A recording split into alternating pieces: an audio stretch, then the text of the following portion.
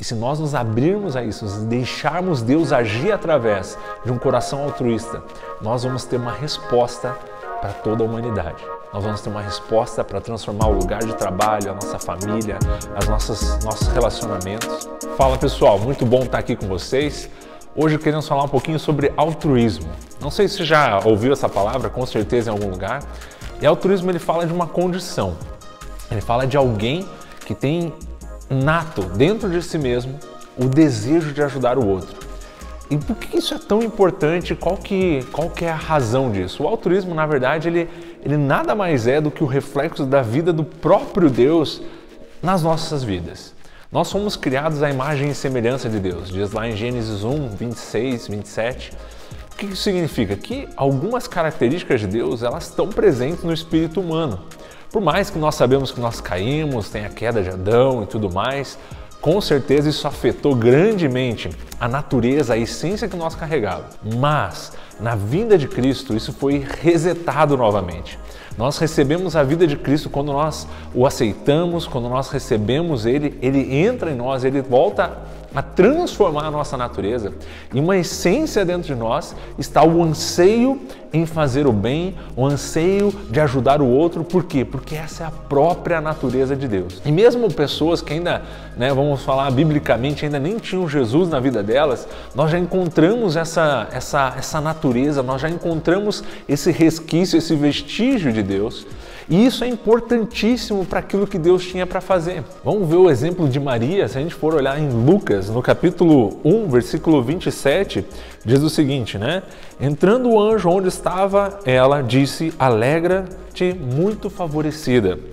O Senhor é contigo. Ela, porém, ouvindo essa palavra, se pôs a pensar no que significava.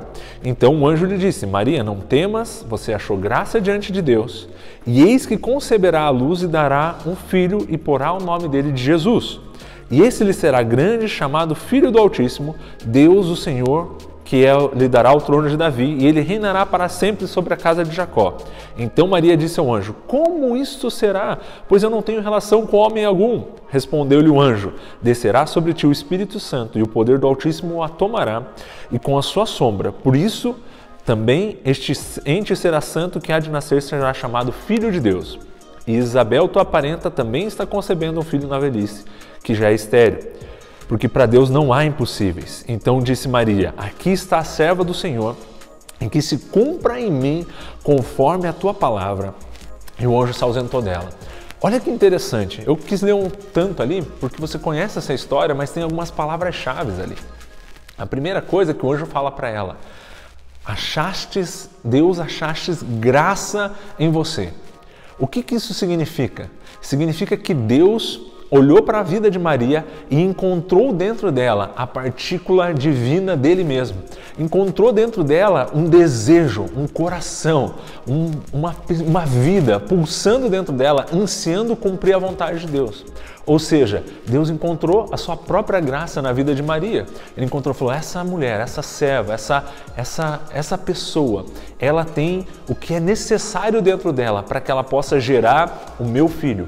Ou seja, por isso que ela era agraciada, a graça estava dentro de Maria. E o que é isso? É a natureza de Deus. É aquilo que nós perdemos alguns na queda, mas nós não perdemos tudo. Existe algo que está impresso no nosso DNA. E quando Deus olhou para Maria e falou assim, eu achei graça nela. Ou seja, o que isso tem a ver com o altruísmo, Thales? Talvez você esteja se perguntando. Que o altruísmo é esse anseio de ajudar o próximo. Deus, ele sabia que se ele pedisse para Maria gerar o seu filho, ela não iria negar, porque havia graça dentro dela, existia a vida de Deus dentro dela, existia altruísmo dentro dela. Ela estava mais interessada em ajudar os outros do que ela mesma. Você fala assim, mas como que você tem tanta certeza disso? Eu sei que para nós é um pouco difícil às vezes entender os contextos. Eu sou o cara do contexto histórico, da história, da hermenêutica, do entendimento bíblico, mas Maria era uma mulher que tinha acabado de se desposar por José, ou seja, tinha se noivado, vamos dizer assim, com ele, ela já ia se casar com alguém, e o Espírito Santo vem para ela e fala, o Espírito Santo, desculpe, não, o mensageiro de Deus, o anjo de Deus vem e fala para ela, fala o seguinte, Maria, você vai gerar um filho, e ela fala, mas como se eu não dormir com homem nenhum? Ela fala, não, eu vou pôr esse filho em você. Ela poderia falar assim, não, anjo, não dá, como que eu vou ser vista pela sociedade, o que que as pessoas vão pensar de mim, como que as pessoas vão olhar para mim. Eu sou uma mulher num século onde a mulher era basicamente um objeto, ou seja, ela não tinha voz na sociedade.